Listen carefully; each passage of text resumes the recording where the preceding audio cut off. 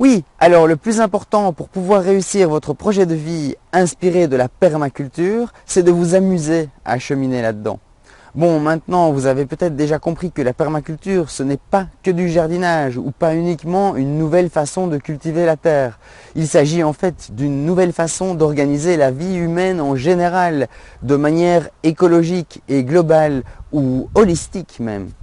Donc, la permaculture, c'est juste un beau mot valise inventé par Bill Mollison pour définir cette culture permanente à laquelle les humains devraient peut-être bien un peu plus s'intéresser pour notre avenir.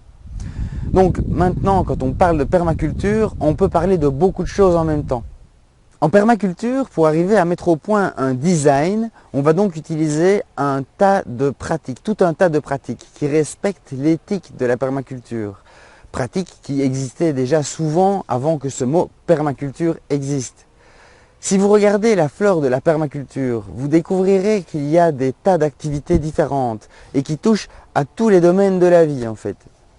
Toutes ces techniques pourraient donc bien nous aider à créer le monde dont nous rêvons à travers tous nos designs. Design donc qui est la conception réfléchie de nos lieux.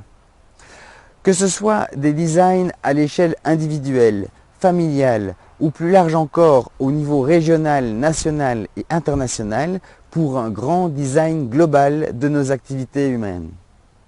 Donc, en permaculture, nous avons besoin de tous les métiers du monde, mais en respectant naturellement l'éthique et les principes de cette permaculture.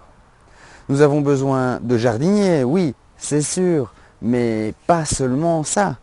Nous avons besoin de tas de services, de compétences et de gens passionnés pour des tas de sujets différents.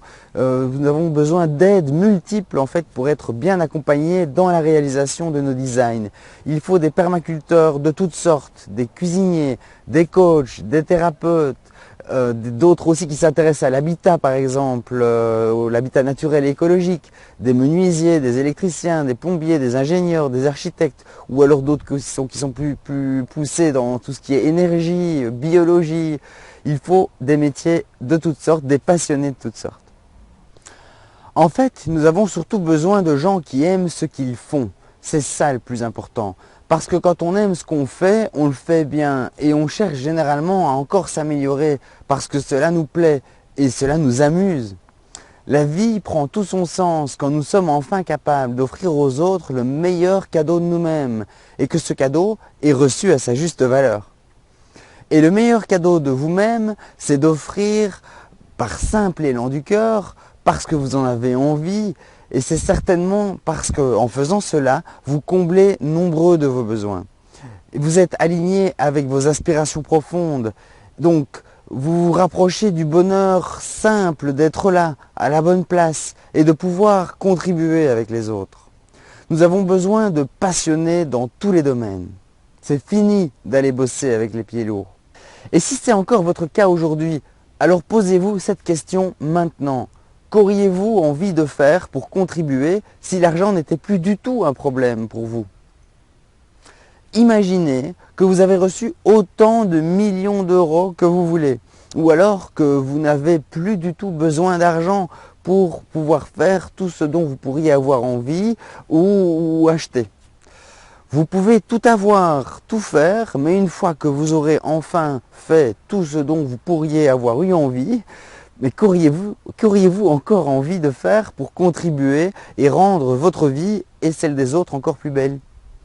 Nous ne sommes pas faits non plus pour n'aimer ou ne faire qu'une seule chose. On peut s'intéresser à des tas de domaines différents, bien entendu. La passion, ça ne se commande pas, ça se goûte.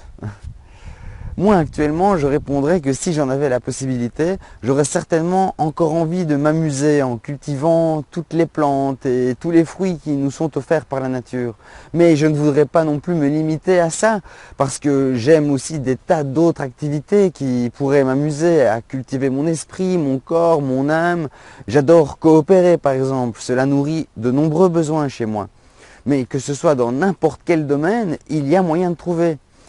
Et vous qui me regardez, vous devez bien savoir au fond plus ou moins le type d'activité qui vous amuse vraiment et que vous aimeriez vous offrir à vous et aux autres, non? C'est vers ce genre d'activités, ces activités qui vous nourrissent à de nombreux niveaux que vous devez vous diriger. Oui, mais avec quoi je vais vivre si je fais ça? Ma passion ne me rapportera jamais assez d'argent, me direz-vous. Pas assez d'argent pour vivre. Mais je n'ai pas dit qu'après avoir regardé cette vidéo, vous deviez tout arrêter de vos activités actuelles si elles ne vous plaisent pas encore à 100%. Mais je vous invite fortement à bien repenser à ce que vous êtes venu faire sur cette terre. Au début, je pensais que l'idéal était de savoir tout faire, mais non, pas du tout. C'est impossible et peu équilibré. Maintenant, je suis certain que nous sommes tous complémentaires, comme si chacun était une petite cellule de ce grand tout dont nous faisons tous partie. Et chacun de nous peut trouver ses activités favorites. Alors voilà, j'espère donc que vous avez bien compris que votre seule mission ici sur Terre, c'est de trouver ce que vous aimeriez être et enfin vous sentir à votre place partout où la vie vous mènera. Et en faisant cela, vous ferez un peu de permaculture et c'est certainement par là qu'il faut d'abord commencer. C'était donc le premier conseil de cette série que j'ai à vous offrir via la newsletter du site La Permaculture Simplifiée. Alors si vous n'êtes pas encore inscrit pour recevoir ces conseils, faites-le tout de suite en allant sur lapermaculture.info. À bientôt pour mon prochain conseil.